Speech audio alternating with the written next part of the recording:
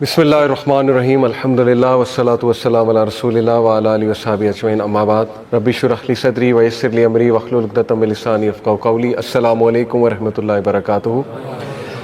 جزاک اللہ خیر. ماشاءاللہ glad to see you all. اللہ تعالیٰ آپ سب کا آنا قبول کرے, ایک ایک قدم پہ ریوارڈ دے. اللہ تعالیٰ ہم سب کے دل میں رسول اللہ صلی اللہ علیہ وسلم کی خالص محبت اس کو قائم رکھے, اس کو انکریز کرے, اور اللہ تعالیٰ ہم سب کو رسول اللہ صلی اللہ علیہ وسلم کا اسوائے حسنہ اس سے سیکھنے کی توفیق دے. آمین ثم آمین. سو آج کا انشاءاللہ topic, before I teach the actual سیرہ, میں چاہتا ہوں کچھ بیک گراؤنڈ آپ لوگوں کو پتہ چلتا رہے, بہت ضروری ہے. جیسے لاسٹ کلاس میں بھی میں نے فوکس اس پہ کیا تھا کہ ہم اس بات سے چلیں, اس اینگل سے آئیں کہ اللہ کے نبی صلی اللہ علیہ وسلم اللہ کے سچے نبی تھے. اس پہ بہت پختہ ایمان ہمارا ہونا چاہیے, اور دین اسلام سچا مذہب ہے, سچا دین ہے. یہ انشاءاللہ آئی ہوپ کہ جو میں نے آرگومنٹس آپ کو بتائے تھے وہ انف ہوں گے. اور یہ اس لیے ضروری ہے کیونکہ بلیو می کہ جس دور فتن میں ہم رہ رہے ہیں, اگر آپ نہیں تو آپ کے بچے آپ سے ضرور یہ سوال پوچھیں گے کہ اسلام ہی کیوں. پکی بات ہے, آپ سے سوال پوچھیں گے, اور کیا رسول اللہ صلی اللہ علیہ وسلم واقعی اللہ کے نبی تھے. تو اس لیے آج بھی تھوڑا ہم اس کو مزید اینالائز کریں گے. میں آپ کے سامنے ہندو اسکرپچرز اور Bible, old testament, new testament plus Buddhist scripture سے کچھ باتیں بتاؤں گا رسول اللہ صلی اللہ علیہ وسلم کے بارے میں. کلیئر سائنز اس میں لکھے ہوئے اللہ کے نبی صلی اللہ علیہ وسلم کے بارے میں کہ وہ آئیں گے, جس سے آپ کا پرسپیکٹو مزید بلڈ ہوگا اور انشاءاللہ آپ کا ایمان بھی بڑھے گا. اس سے پہلے میں چاہتا ہوں کہ آپ لوگوں کو یہ سمجھاؤں کہ سیرت کہاں سے رہی ہے, سیرت کی سورس کیا ہے. کیونکہ دیکھیں قرآن کی سورس تو ظاہر ہے اللہ نے خود کہہ دیا. لوگ کہتے ہیں نا کہ قرآن نے تو خود کہا سورہ ہجر میں ورس نمبر 9 میں کہ ہم ہی ہیں جس نے اس ذکر کو ریویل کیا ہے اور ہم ہی اس کی حفاظت کریں گے. تو ہمارا آرگومنٹ اصل میں ہوتا ہے, یہ بڑا اسٹرانگ آرگومنٹ ہے اگینسٹ دوز پیپل جو یہ کہتے ہیں کہ نہیں حدیث اور سنہ کی کوئی ضرورت نہیں. آج کل یہ فتنہ بہت بڑھ رہا ہے. تو ہمارا پہلا آرگومنٹ تو یہ کہ یہ کامن سینس کے خلاف بات ہے. دیکھیں اگر کوئی یہ کہتا ہے نا کہ حدیث کی, سنہ کی اور رسول اللہ صلی اللہ علیہ وسلم کی ضرورت نہیں ہے دین کی گائیڈنس کے لیے, تو ضرورت ہی کیا تھی نبی بھیجنے کی, میسنجر بھیجنے کی. اگر اللہ چاہتا تو ایک پہاڑ پہ قرآن نازل ہو جاتا, وہاں پہ اسکرپچرز پڑھے ہوتے ٹیبلٹ فارم میں, اور کوئی بھی بندہ اٹھا کے وہ لے آتا اور پڑھ کے سنا دیتا, بات ختم ہو جاتی. نبی بھیجنے کی آخر ضرورت کیا تھی؟ تو یہ اللہ تعالیٰ نے قرآن مجید میں بہت واضح بتایا ہے. کئی اس کے ریفرنسز موجود ہیں کہ اللہ کہتے ہیں کہ ہم نے نبی بھیجا اس لیے تاکہ وہ ہماری آیات تلاوت کر کے دکھائے. پہلا پرپز نبی کا یہ ہے. دوسرا یہ کہ وہ تمہارا وَيُزَكِّيهِمْ, وہ تمہارا تزکیہ کرے. یوزکیہم, تزکیہ کو کہتے ہیں تمہیں پیوریفائی کرے. کس طرح تزکیہ کس طرح ہوتا ہے؟ مینٹورشپ کے ساتھ, اپنے ساتھ اٹیچ کر کے, تربیت کر کے تمہارا. اس کا مطلب ہے کہ یہ یوزکیہم جو تزکیہ کا پروسیس ہے یہ تو تھرو آؤٹ چلے گا. ایون دو رسول اللہ صلی اللہ علیہ وسلم ہمارے ساتھ فزیکلی موجود نہیں ہے, تو یوزکیہم کیسے ہو رہا ہے ہمارا؟ سننا سے. ان کی پوری لائف ہمارے سامنے ہے, ان کی ڈسکرپشن ہمارے سامنے ہے, ایون ان کے ایٹنگ ہیبٹس ہمارے سامنے ہیں, ان کے تزکیہ سے ریلیٹڈ پورے چیپٹرز ہیں. دیکھیں صحیح البخاری میں آپ دیکھ لیں, صحیح مسلم میں, سنن ابی داؤد میں, کتاب الزہد ہے, اس میں ایسی حدیث ہیں دل کو نرم کرنے والی. کتاب الرقاق ہے صحیح البخاری میں, دل کو نرم کرنے والی حدیث. تو وہ پورا کا پورا جو میکنزم ہے, فریم ورک, وہ بھی سیو کیا اللہ نے. ہمارا آرگومنٹ یہ ہوتا ہے کہ یہ جو سورہ ہجر کی آیت ہے نا, آیت نمبر 9, جس میں اللہ کہتے ہیں کہ یہ بے شک ذکر ہم ہی نے نازل کیا اور ہم ہی اس کی حفاظت کریں گے. اس میں ذکر کا ورڈ ہے, قرآن کا ورڈ نہیں ہے. ہمارا یہ آرگومنٹ ہے کہ ذکر پورا کا پورا دین ہے, اور پورے کے پورے دین میں سننا بھی ہے, کیونکہ سننا کے بغیر یزکیہم نہیں ہوگا آپ کا, تزکیہ نہیں ہوگا آپ کا. اور پھر کہا کہ وہ تمہیں ایکسپلین کرتا ہے قرآن کی ورسز کو اور حکمت دیتا ہے. یہ 4 فنکشنز ہیں ایک پروفٹ کے, ایک رسول کے. نمبر 1 کہ وہ آیات پڑھ کے سنائے گا. قرآن بھی تو اللہ کے نبی صلی اللہ علیہ وسلم کے لب مبارک سے آیا. تو اگر آپ یہ کہہ رہے ہیں کہ حدیث جو ہے وہ پتہ نہیں کب کولیکٹ ہوئی بھی کہ نہیں ہوئی, تو قرآن کس کے لب سے آ رہا ہے؟ حدیث بھی رسول اللہ کے لب سے ہے اور قرآن بھی انہی کے لب سے. قرآن کے کوئی اسکرپچرز تو موجود نہیں تھے اس ٹائم پہ, ٹیبلٹ تو تھی نہیں, وہ تو اللہ کے نبی کے قلب پہ نازل ہوا ہے, اور اللہ کے نبی کے قلب سے وہ اللہ کے نبی کی زبان مبارک پہ آیا, اور اس سے پھر وہ ہمیں ملا. تو اس لیے یہ آرگومنٹ کیوں یوز ہوتا ہے اس کی میں آپ کو وجہ بتاتا ہوں. بڑی بنیادی وجہ دیکھیں, ہسٹوریکلی اسپیکنگ یہ پتہ تھا اورینٹلسٹ کو اور اسلام دشمن لوگوں کو, جو ذہنیت کے لوگ ہیں, ظاہر ہے اسلام دشمن ذہنیت کے بہت سے لوگ پاسٹ میں گزرے, انہیں یہ پتہ تھا کہ اگر ہم سنہ اور حدیث کو ڈاؤٹ فل بنا دیں گے تو ہم پورے دین کو ڈاؤٹ فل بنا دیں گے مسلمانوں کے لیے, کیونکہ گناہوں کے بارے میں انسٹرکشنز, گناہوں سے بچنے کی تنبیہ اور گناہوں کی آپ کہہ لیں کہ ڈیٹیل وہ حدیث میں آتی ہے. جب آپ حدیث کو دور کر دیں گے تو پھر قرآن ایمبیگوس ہو جائے گا, پھر آپ قرآن سے جو چاہیں گے اخذ کریں گے. مثال کے طور پہ میں آپ کو قرآن کی ایک آیت سناؤں گا کہ اس سے یہ مراد ہے, آپ کہیں گے نہیں یہ نہیں, اس سے یہ مراد ہے, کیونکہ آج کے دور میں یہ آیت اس طرح سے امپلیمنٹ ہوتی ہے تو فرقہ واریت ہو جائے گی. تو حدیث جو ہے یہ یونائٹ کرتی ہے, کیونکہ جب حدیث سے ایک اوپینین آ گیا کہ نہیں اس قرآن ورس کا یہ مطلب ہے اور نبی صلی اللہ علیہ وسلم نے خود ترجمانی کر دی کہ اس سے یہ مراد ہے, تو وہاں ڈسکشن از اوور, وہاں پہ ہم فل سٹاپ لگا دیں کہ اب ہمارا پرسنل ویو کوئی نہیں ہے. تو بیویئر آف دس فتنہ. اس فتنے کی بہت بڑی وجہ میں نے آپ کو بتایا کہ وہ دین پورا چیلنج ہو جائے گا اگر حدیث کو آپ نے چیلنج کر دیا اور سنہ کو آپ نے چیلنج کر دیا. تو جس طرح سے قرآن اللہ نے محفوظ کیا ہے بالکل اسی طرح حدیث بھی محفوظ کی ہے. یہ الگ بات ہے کہ حدیث میں پھر ضعیف حدیث بھی ہے, فیبریکیٹڈ حدیث بھی ہے, حسن بھی ہے, حسن غریب بھی ہے, مرفوع بھی ہے. ٹھیک ہے, میں نے پورا حدیث سائنسز کا ایک کورس کیا, اس میں ساری ٹائپس پڑھی, لیکن اس کورس میں آئی واز امیزڈ ٹو سی, میرا ایمان اتنا بڑھا کہ تھرو آؤٹ ہسٹری صحابہ نے, پھر ان کے بعد ان کے شاگردوں نے, پھر ان کے شاگردوں نے, پھر محدثین نے کتنی اٹ موسٹ کیئر سے سنہ, سیرہ اور حدیث ہم تک پہنچائی ہے. اینڈ ٹو آؤٹ رائٹلی سے کہ یہ تو جی بعد میں کلیکٹ ہوئی ہے, یہ ایک آؤٹریجیس کلیم ہے جس سے آپ ان سارے لوگوں کی محنت پہ پانی پھیر رہے ہیں اور چیلنج کر رہے ہیں, اور قیامت والے دن ہمیں بہت جواب دینا پڑ سکتا ہے. سم آف دیم ڈیڈنٹ ایون میری, پتہ آپ کو, امام بخاری نے شادی نہیں کی, امام مسلم نے شادی نہیں کی, امام ابو داؤد نے شادی نہیں کی, فیملی ہی نہیں بنائی. کس لیے؟ کہ وہ اس سروس میں اتنے زیادہ لگے ہوئے تھے کہ نہیں ہم نے امت تک اوتھینٹک حدیث پہنچانی ہے, ہم نے امت تک اوتھینٹک دین پہنچانا ہے. تو اس لیے ریممبر دس کہ دین, ذکر جو ہے وہ دین ہے. یہ ہماری جو ہے وہ سلف کی, صحابہ کی انٹرپریٹیشن ہے, اور پورا کا پورا دین محفوظ ہے. صرف قرآن مجید دین میں نہیں ہے, حدیث بھی ہے, سنہ بھی ہے اور سیرہ بھی ہے. اس کے بغیر جو ہے وہ آپ کی گائیڈ لائن کچھ بھی نہیں ہے. اور انسان پھر یہی ہے کہ پھر اشکالات کا, ڈاؤٹس کا شکار ہوتا ہے, پھر کچھ بھی انسان اپنے لیے حلال کر لیتا ہے, کچھ بھی حرام, کیونکہ ظاہر ہے وہ گائیڈ لائن ہی نہیں موجود, وہ ٹیچر ہی نہیں موجود جس نے ایکچولی اس چیز کو سمجھانا تھا. Okay, so be sure about it کہ حدیث ہم تک پہنچی ہے, سنہ ہم تک پہنچی ہے, اوتھینٹک طریقے سے پہنچی ہے. تو سیرہ کی کیا کیا سورسز ہیں؟ سب سے پہلی سیرہ تو قرآن اٹ سیلف ہے. دیکھیں قرآن میں کئی ایونٹس اللہ سبحانہ و تعالیٰ نے خود مینشن کیے ہیں جو سیرہ ریلیٹڈ ہے. جیسے سورہ توبہ کھول لیں, سورہ توبہ میں جنگ بدر کے بہت سے واقعات ریلیٹ کیے اللہ نے. اللہ نے کہا ریممبر کہ جب اللہ نے 1000 اینجلز اتارے تمہاری مدد کے لیے, تو یہ سیرہ ہی بتا رہے ہیں نا اللہ ہمیں کہ امیجن کرو کہ وہ اینجلز اتر رہے ہوں گے جبل الملائکہ پہ. اور پھر اسی طرح سورہ آل عمران میں جنگ احد کے بہت سے واقعات ڈسکسڈ ہیں. پھر دیکھیں سورہ تحریم, وہ آپ پڑھیں تو اس میں اللہ کہتے ہیں نا کہ اے نبی آپ کیوں اپنے لیے وہ چیز حرام کرتے ہیں جو اللہ نے حلال کی. یہ بھی سیرہ کا کون سا واقعہ ہے؟ اگین وہ جو شہد والا واقعہ ہے. ٹھیک ہے, تو یہ بھی سیرت بیان ہو رہی ہے. اسی طرح آپ دیکھیں سورہ نور ہے, سورہ نور میں واقعہ پورا بتایا گیا. اسی طرح سورہ احزاب ہے, اس میں جو ہے وہ غزوہ خندق ہے. پھر سورہ احزاب میں ہی وہ واقعہ ہے کہ اللہ کے نبی صلی اللہ علیہ وسلم سے اتنا مشکل ڈیسیجن اللہ نے جو ہے وہ کروایا. یعنی دیکھیں نبیوں کو اللہ نے کتنا ٹیسٹ کیا کہ وہی ان کی جو کزن حضرت زینب بنت جہش, جو حضرت زید سے انہوں نے خود شادی کروائی تھی, ان کی جو منہ بولے بیٹے تھے, ان کے غلام تھے, ان سے اب اللہ نے حکم دیا تم شادی کر لو. اور یقین کریں کہ جو پہلے ہی دشمن تھے ان کو تو ایک اور موقع مل گیا کہ اب تو ہم اور اٹیک کریں گے.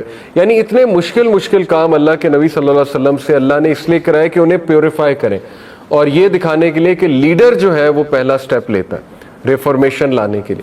تو وہ آپ کو سورہ احزاب سے پتہ لگ رہا ہے. سورہ یوسف میں چلے جائیں, وہاں حضرت یوسف کا پورا قصہ. خیر, تو قرآن جو ہے یہ پہلی سورس ہے. ٹھیک ہے, کہ اللہ کے نبی صلی اللہ علیہ وسلم کے بہت سے سیرت کے واقعات قرآن میں آ رہے ہیں. اسی سے امپورٹنس واضح ہو جاتی ہے اللہ کے نبی صلی اللہ علیہ وسلم کی لائف کی کہ قرآن مجید 23 سال میں نازل ہوا, اور اللہ کے نبی صلی اللہ علیہ وسلم کی لائف کے ارد گرد ریوالو کر رہی ہیں قرآنی آیات.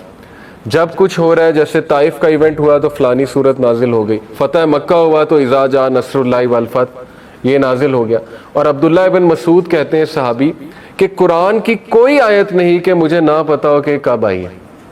یہ ہوتا ہے عالم اور فقیہ، یعنی جس کو قرآن پہ اتنی گرپ ہے کہ وہ یہ تک بتا دے کہ یہ آیت اس ایونٹ پہ نازل ہوئی تھی. اور اس طرح کے بہت سے لوگ الحمدللہ آج بھی حیات ہیں، موجود ہیں، بہت جیمز ہیں وہ.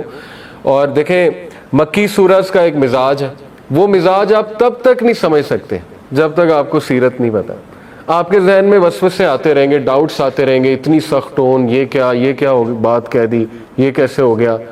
جب تک سیرت کا کانٹیکٹ سامنے نہیں رکھیں گے، وہ 4 فیزز نہیں رکھیں گے اللہ کے نبی کی لائف کی، first year to third year.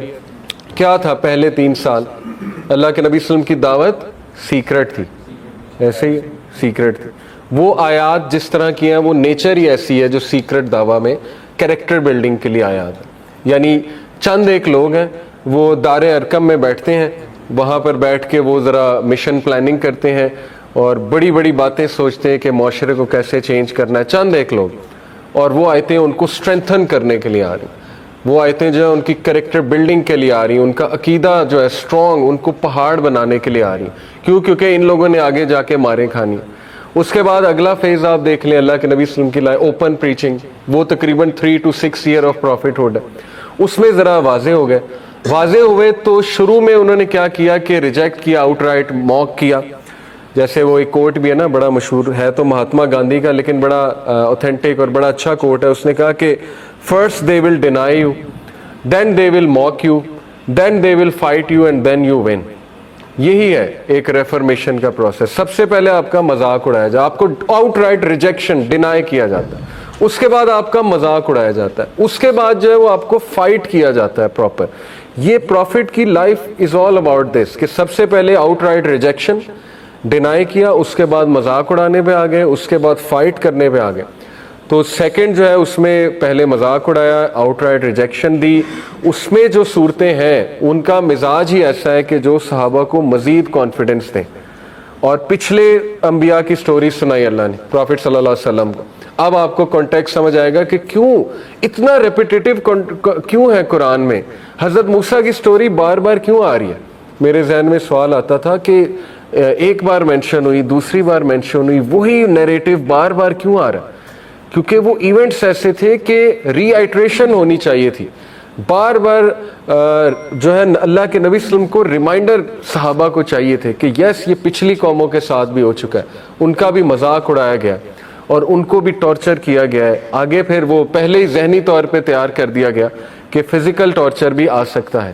اور یہ سائیکولوجیکلی سپیکنگ جب ایک بندے کو پہلے ہی مصیبتوں کا پتہ لگ جائے تو وہ ذرا تگڑا ہو جاتا ہے مقابلہ کرنے کے لیے. تو پھر وہ فزیکل ٹارچر بھی شروع ہو گیا.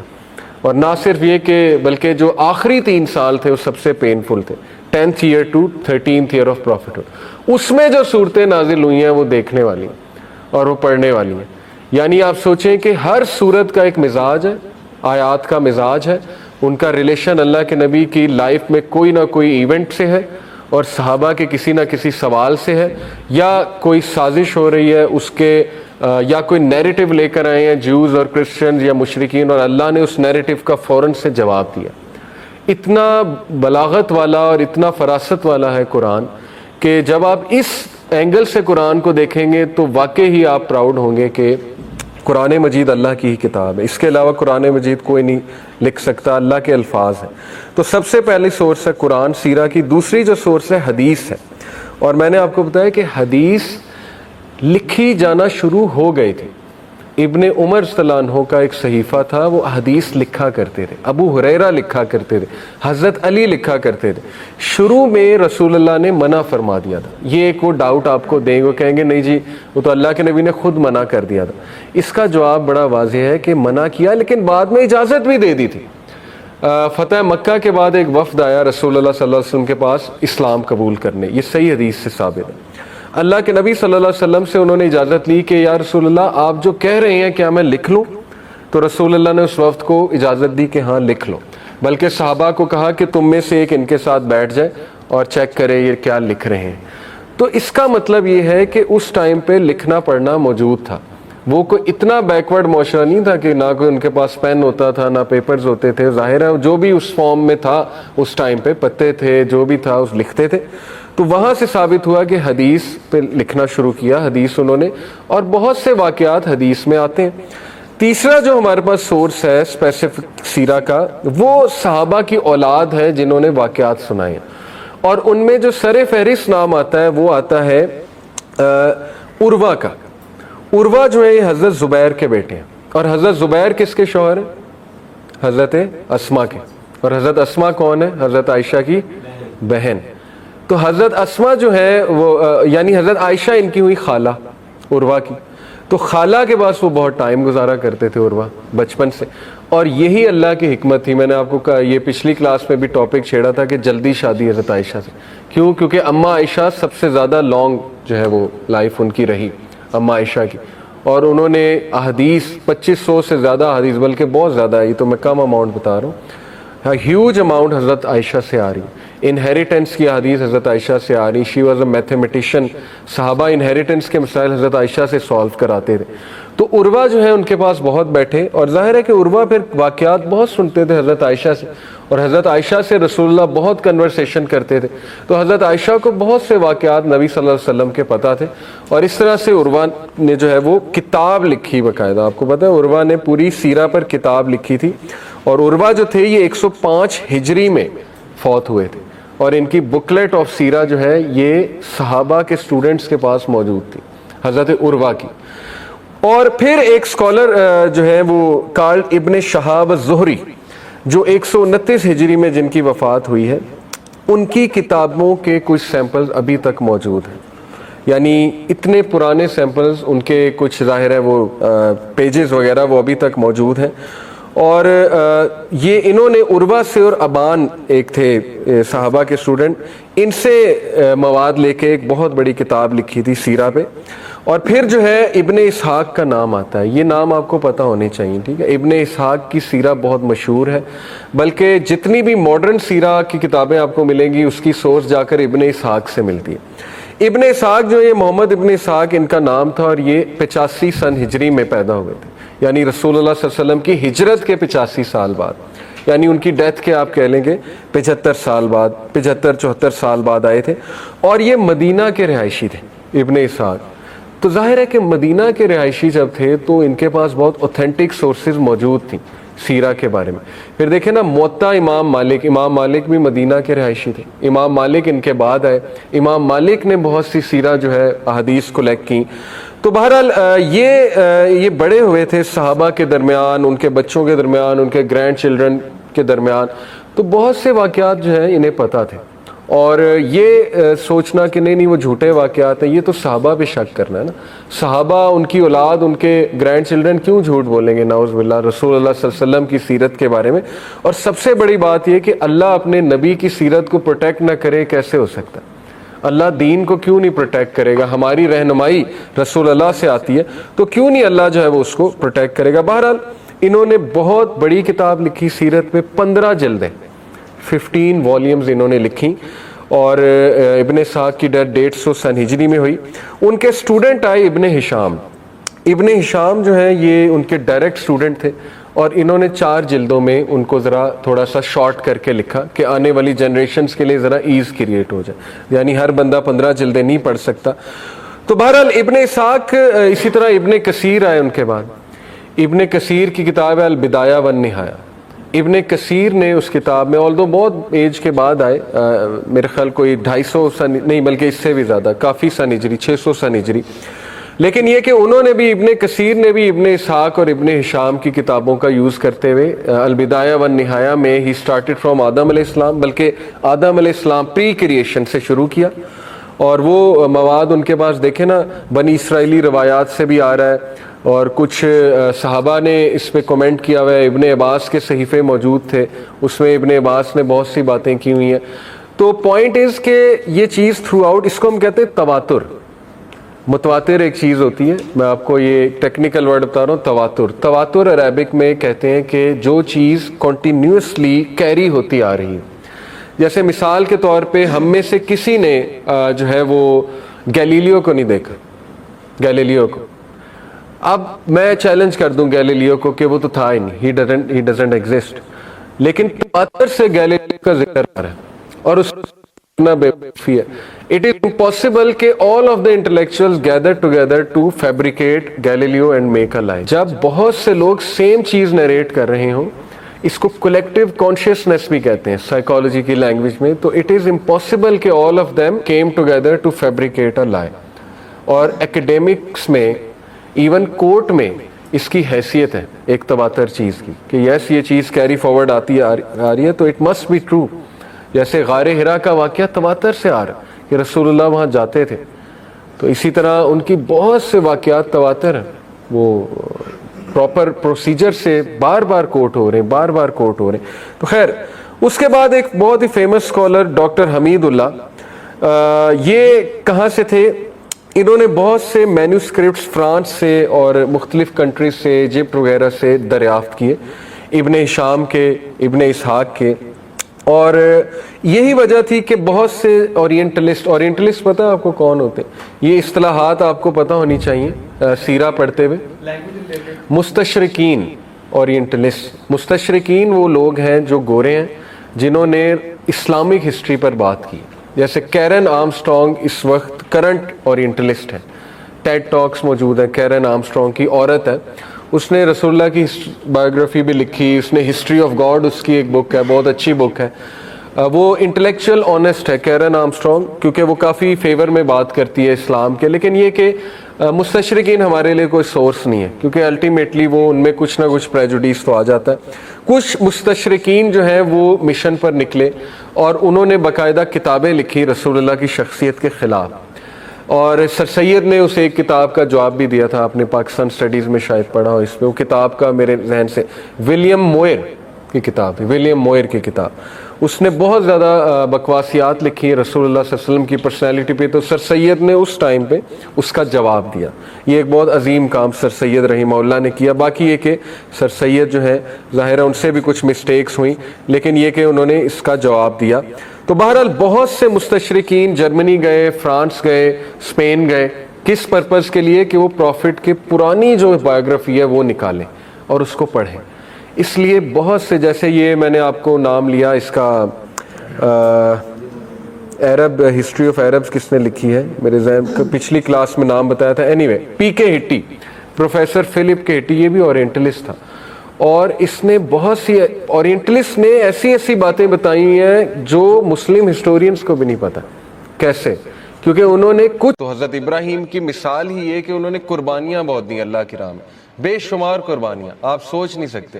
پہلے تو یہ کہ اولاد بہت لیٹ ہوئی، 86 سال کی عمر میں آتا ہے، حدیث میں بھی ہے غالباً، لیکن یہ کہ اسرائیلی روایات میں کہ 86 سال کی عمر میں حضرت ابراہیم کو پہلا بیٹا ہوا حضرت اسماعیل. اور اس بیٹے کو بھی دیکھیں، بیٹے کی بڑی خوشی ہوتی، اس کو بھی اللہ نے کہا کہ ذبح کر دو میری راہ میں. تو یہ سویئر ٹیسٹ تھا، بہت ہی سویئر ٹیسٹ، کہ اللہ چاہتا تھا کہ اپنی خوبصورت ترین چیز جو مانگ کے لی ہے، ظاہر ہے حضرت ابراہیم نے دعا کی ہوگی، اس کو اب سیکریفائس کر دو اللہ کی راہ میں. تو اللہ نے کہا کہ وہ بندہ میرے سارے امتحانات میں کامیاب ہوا. حضرت ابراہیم کی تعریف کی ہے. اور پھر اس کے رزلٹ میں، یہ میں آپ کو اس پورے پیسج کا کنٹیکسٹ بتا رہا ہوں، سورہ البقرہ کے پیسج کا. تو اللہ کہتے ہیں اس کے رزلٹ میں ہم نے اسے لیڈرشپ دی. تو یہاں سے ثابت ہوتا ہے کہ لیڈرشپ جو ہے یہ سیکریفائس ڈیمانڈ کرتی ہے. لیڈر بندہ ایسے ہی نہیں بن جاتا. اور اس کو جنریشنز کی امامت دی، صرف یہ نہیں کہ ایک نیشن کی امامت، جنریشنز کی امامت ہے. دیکھیں نا رسول اللہ بھی ان کی اولاد میں سے. تو بہرحال آج ہم بات کریں گے سورہ ضحیٰ پہ انشاءاللہ، کہ بہت سے لوگ ظاہر ہے ڈپریشن سے گزر رہے ہیں، ٹیسٹ اور ٹرائلز، ہمیں بڑے کویسچنز آتے ہیں، مختلف پرابلمز ہیں لوگوں کے. کسی کا انمپلائمنٹ ایشو ہے، کسی کو اولاد کا ایشو ہے، کسی کو کوئی اسپاؤس سے ایشو ہے، کسی کی شادی نہیں ہو رہی، وغیرہ وغیرہ.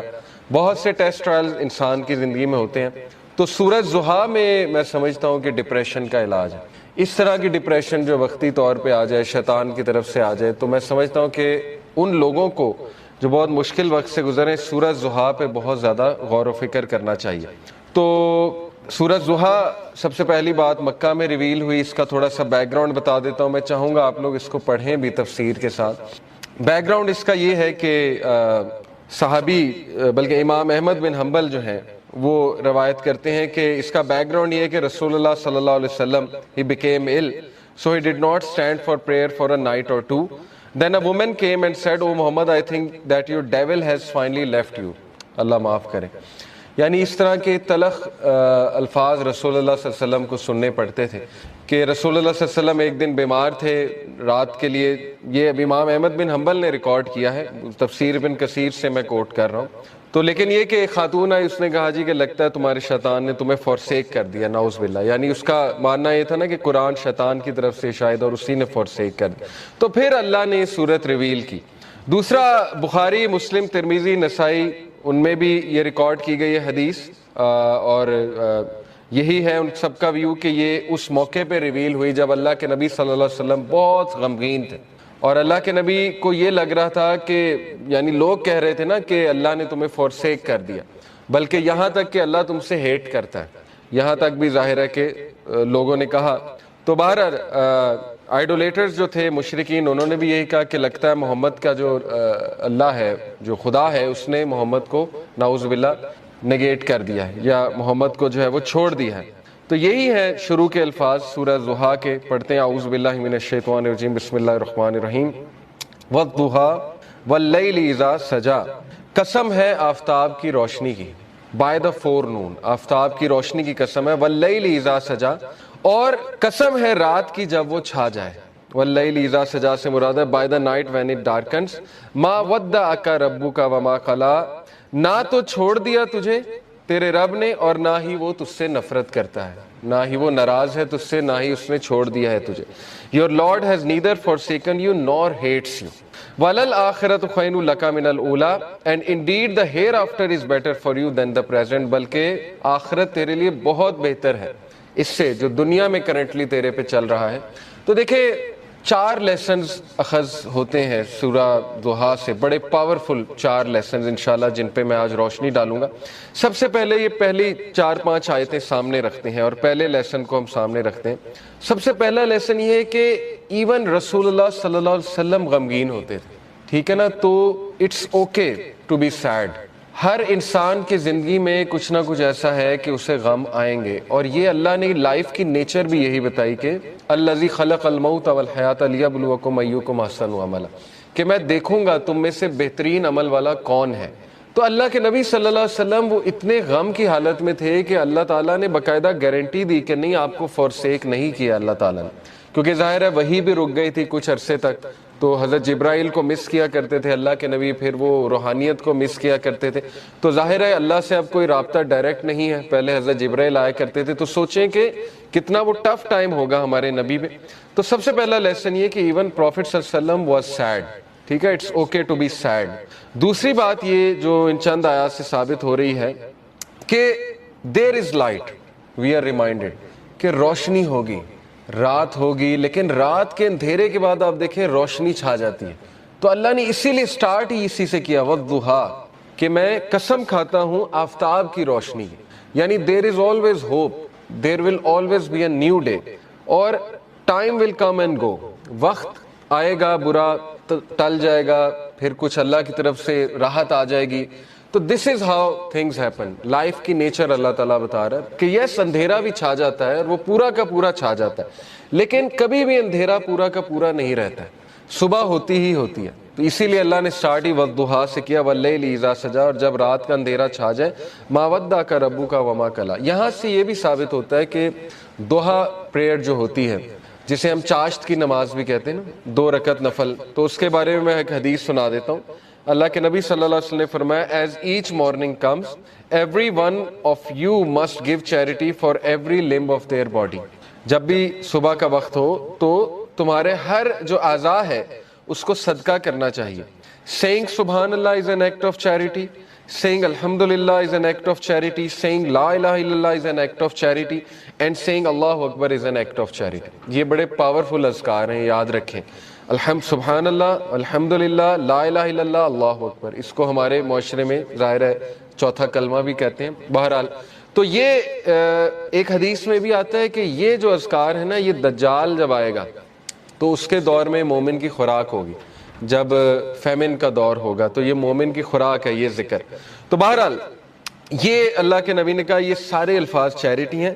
Commanding people to do good is an act of charity and forbidding evil is an act of charity. To pray 2 units at the time of duha suffices all of this charity. اللہ کے نبی نے کہا جو بھی 2 رکعت چاش کی نماز پڑھ لیتا وہ ان ساری چیریٹیز کو اوور کم کر لیتے, یعنی اس کی وہ اس دن کی چیریٹی ہو جاتی ہے. یہ جتنی بھی چیریٹیز اللہ کے نبی نے بتائیں, تو یہ ہے چاش کی نماز کا جو ریوارڈ. چاش کی نماز جو ہے وہ سورج جب رائز ہو جاتا ہے تو اس سے لے کر ظہر کی نماز سے تھوڑا سا پہلے تک, آپ کہہ لیں آج کل 11 بجے تک پڑھ سکتے ہیں, 11 سوا 11 تک غالباً, یا اس سے تھوڑا سا پہلے.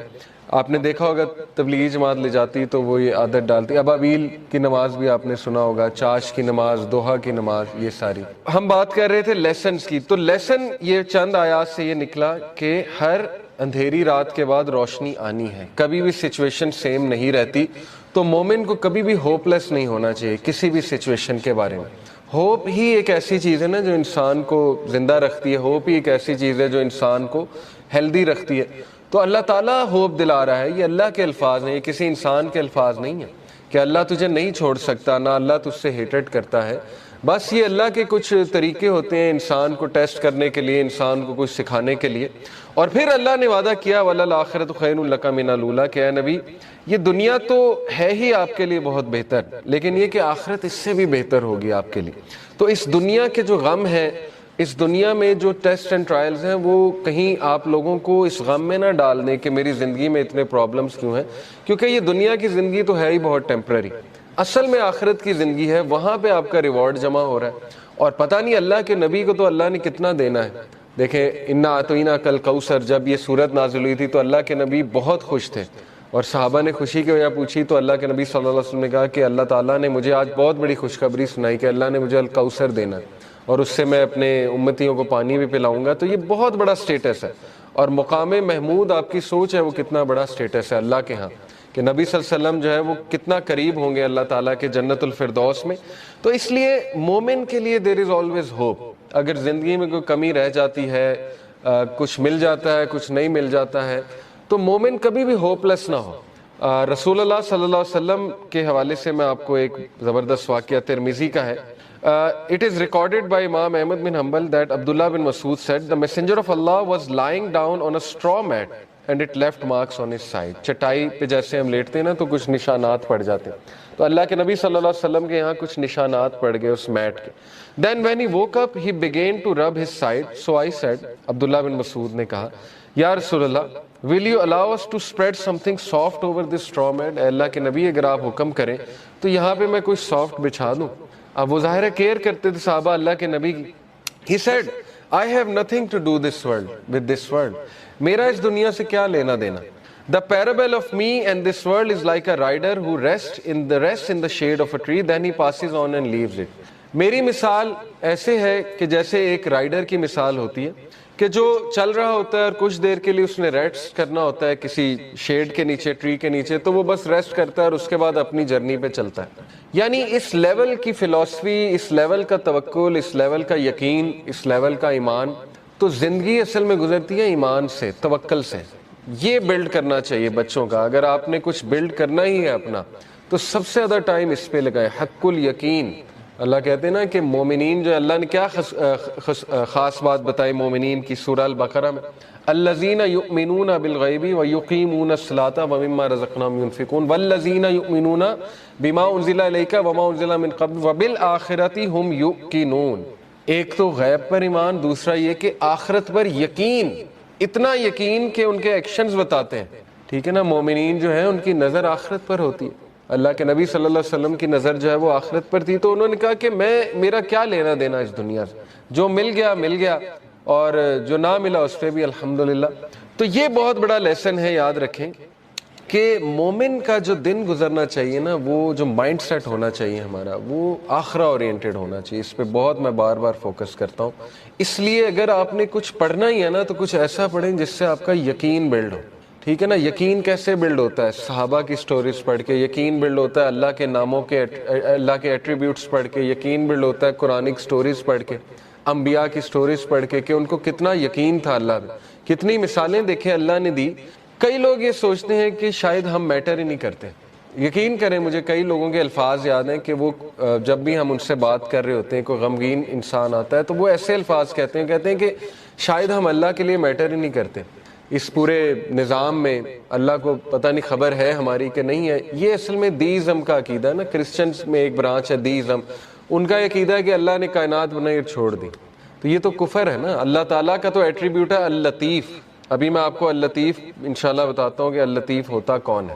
بہرحال اللہ تعالیٰ تو اپنے لوگوں کے بارے میں اتنا باخبر ہے اور اتنا پریسیجن کے ساتھ اللہ نے ایک ایک چیز کی ہے کہ آپ سوچ نہیں سکتے۔ ابھی میں انشاءاللہ آپ کو اللطیف ریوزٹ کراتا ہوں ہوتا کہ تو یہ بھی شیطان کا وسوسہ ہے کہ ہم اللہ کے لیے میٹر نہیں کرتے۔ اللہ تعالیٰ بتا رہا ہے کہ وَلَلْآخِرَةُ خَيْرٌ لَكَ مِنَ الْأُولَىٰ، اور یہ کہ الم یجد کا یتیمن فَآوَىٰ وَوَجَدَكَ ضَالًّا فَہَدَىٰ، کہ اے نبی تم یتیم تھے، کیا اللہ نے تمہاری ٹیک کیئر نہیں کی؟ جیسے اللہ نے پاسٹ میں تمہاری ٹیک کیئر کی ہے تو فیوچر میں تمہیں چھوڑ دے گا، کیسے تم نے امیجن بھی کیسے کر لیا اللہ تعالیٰ سے ہی۔ تو اس لیے شیطان جو ہے یاد رکھیں ہمیشہ آپ کو اللہ کے بارے میں بدگمان کرتا ہے، اور وہ یہ آپ کو کہتا ہے کہ پتہ نہیں اللہ نے تجھے چھوڑ دیا ہے، تو تو میٹر ہی نہیں کرتا اللہ کے لیے، وغیرہ وغیرہ۔ تو اس لیے یہ بات یاد رکھیں کہ اللہ کے ہاں ہوپ ہی ہوپ ہے، اللہ کے ہاں دیر ہو سکتی ہے لیکن اندھیر نہیں ہے، ٹھیک ہے نا۔ اس کی بہت سی حکمت ہے اس دیر کی۔ اللہ تعالیٰ پتہ نہیں آپ کو کیا ریمائنڈر دینا چاہ رہا ہے آپ سے، کیا آپ کو ٹھیک کرنا چاہ رہا ہے، آپ کے کون سے سکلز کو باہر لانا چاہ رہا ہے اللہ۔ کئی مثالیں نیچر میں دیکھ لیں، کتنی مثالیں، بٹر فلائی کس طرح سے بنتی ہے، کبھی بٹر فلائی کی آپ تخلیق، بٹر فلائی پر کیسے نکالتی ہے، کیٹر پلر سے بٹر فلائی کیسے بنتی، کتنی تکلیف ہوتی ہے اسے، کبھی اس پہ آپ پڑھیں۔ ایگل جو ہے وہ کس طرح سے اپنے پر نکالتا ہے، کبھی اس پہ ریسرچ کریں جب اس کے پر خراب ہو جاتے ہیں۔ تو کائنات کی ہر تخلیق اس بات کی گواہی دے رہی ہے کہ ایفرٹ ہے، لیکن یہ کہ اللہ کے ہاں دیر ہے لیکن اندھیر نہیں ہے، اور اللہ تعالیٰ دیتا ہے، ہر ایک کو دیتا ہے۔ بہرحال اس سے آگے ہم پڑھتے ہیں وَلَسَوْفَ يُؤْتِيكَ رَبُّكَ فَتَرْضَىٰ۔ اب دیکھیں وہاں تو دلا ہی دی امید کہ آخرت تو تیرے لیے بہت بہتر ہے ہی ہے نبی، لیکن یہ کہ تیرا رب تجھے اتنا دینے والا ہے ان قریب that you shall be so well pleased، کہ تو راضی ہو جائے گا۔ اور اللہ کے نبی صلی اللہ علیہ وسلم کو اللہ نے سب دکھا دیا تھا، اور اللہ کے نبی کو راضی کر دیا تھا کہ تیری امت کتنی بڑی ہوگی۔ آپ کو پتہ ہے کہ اللہ کے نبی صلی اللہ علیہ وسلم ظاہر ہے غمگین ہوتے تھے، جیسے قرآن میں آتا ہے کہ فَلَعَلَّكَ بَاخِعٌ نَفْسَكَ عَلَىٰ آثَارِهِمْ إِن لَّمْ يُؤْمِنُوا بِهَٰذَا الْحَدِيثِ أَسَفًا۔ اے نبی آپ تو اپنے آپ کو ہلاک کر لیں گے اس غم میں کہ یہ لوگ ایمان نہیں لا رہے، لیکن یہاں پہ اللہ نے کہا وَلَسَوْفَ يُؤْتِيكَ رَبُّكَ فَتَرْضَىٰ، اللہ تجھے اتنا دے گا کہ تو راضی ہو جائے گا۔ اور اللہ نے دکھایا انہیں جنت میں کہ سب سے زیادہ جنت میں تعداد تیری امت کی ہے۔ تو سوچیں اللہ کے نبی صلی اللہ علیہ وسلم راضی ہو گئے ہوں گے، اور اللہ کے نبی صلی اللہ علیہ وسلم کو دکھائی فتوحات دکھائیں۔ اللہ کے نبی صلی اللہ علیہ وسلم کو پتا تھا کہ میری امت جو ہے وہ کتنی پھیلے گی۔ حضرت عمر صلی اللہ عنہ جو ہے وہ جب فتوحات ہوئی تو رونے لگ گئے، فارس فتح ہوا، جب شام فتح ہوا، اور ان کو باتیں یاد آتی تھی کہ دیکھیں رسول اللہ صلی اللہ علیہ وسلم ہمیں ان کی بشارتیں دیتے تھے، اور ہم جب مشرک ہوا کرتے تھے ہم مذاق اڑایا کرتے تھے کہ یہ کیسی باتیں ہو رہی ہیں، لیکن بس اللہ کے نبی صلی اللہ علیہ وسلم کو پتا تھا۔ تو اس لیے یہ اللہ ہمیں بھی کہہ رہا ہے، یہ ہر انسان کے لیے میسیج ہے کہ تم فکر نہ کرو، اللہ تمہیں راضی کر دے گا کسی نہ کسی طریقے سے۔ دیکھیں اللہ سے ہوپ لگائیں گے نا تو ایمپٹی ہینڈ نہیں آئیں گے، یہ میں آپ کو بتا دوں۔ انسانوں کے پاس جائیں گے تو شاید وہ مسئلہ حل ہو جائے، شاید نہ ہو، لیکن اللہ کے ہاں یاد رکھیں اللہ تین طریقوں سے دعا جو ہے اس کو آنسر کرتا ہے۔ یا اللہ اسی وقت دے دیتا ہے امیجیٹلی، یا اللہ جو ہے اس کو تھوڑا سا ڈیلے کرتا ہے، کیونکہ ظاہر ہے اللہ تعالیٰ اس بندے کو مزید نکھارنا چاہتا ہے، اللہ چاہتا ہے یہ میرے پاس آتا رہے، مجھ سے مانگتا رہے، یا اللہ اس کو اس کا رد بدل ایسا دے دیتا ہے کہ اس کو سکون آ جاتا ہے۔ تو نو تو ہے ہی نہیں نا، ہوپ لیسنس تو ہے ہی نہیں اللہ کے ہاں، اس لیے یہ شیطان ہوپ لیس کرتا ہے بندے کو آ کے کہ جی تجھے تو یہ ملا ہی نہیں، پتہ نہیں اس کے بدلے اللہ نے کیا دینا ہے، پتہ نہیں اس کے پیچھے اللہ کی کیا حکمت ہے، وغیرہ وغیرہ۔ یہ تو انسان نہیں سمجھ سکتا، اس لیے ٹرسٹ اللہ۔ یہ کیوں اللہ تعالیٰ یہ باتیں ہمیں بتا رہا ہے کہ اس کے وزڈم پہ ٹرسٹ کرو، اس پہ کبھی شک نہ کرو، کبھی اس کے بارے میں نیگیٹو نہ ہو۔ اور انبیاء کے بارے میں بھی ہمیں یہی پتہ لگتا ہے، کبھی نیگیٹو نہیں اللہ کے بارے میں۔ اور پھر اللہ سبحانہ و تعالیٰ اللہ کے نبی کو دیکھیں کاؤنسل کرتے ہیں، الم یجد کا یتیمن فآویٰ، دیکھیں اللہ کے لیے کافی تھا۔ کچھ لوگ کہتے ہیں نا کہ نہیں آخرت کا وعدہ ہو گیا بس کافی ہے، دیکھیں اللہ یہاں پہ بات ختم ہو جاتی ہے اللہ کے نبی وَلَلْآخِرَةُ خَيْرٌ لَكَ مِنَ الْأُولَىٰ، آگے اللہ دلیل دے رہا ہے، اللہ کے نبی کو دلیل دے رہا ہے۔ دلیل کیا ہے کہ الم یجد کا یتیمن فآویٰ، کیا نہیں اس نے تجھے یتیم پایا اور تیری حفاظت نہیں کی؟ دیکھ لیں اللہ کے نبی صلی اللہ علیہ وسلم کو اکیلا چھوڑا اللہ نے کبھی؟ ایسے مطلب سوچیں، مشرک تھے ابو طالب، لیکن اس کے باوجود کوٹ کوٹ کے دل میں محبت بھری ہوئی تھی اپنے بھتیجے کے لیے، اور جان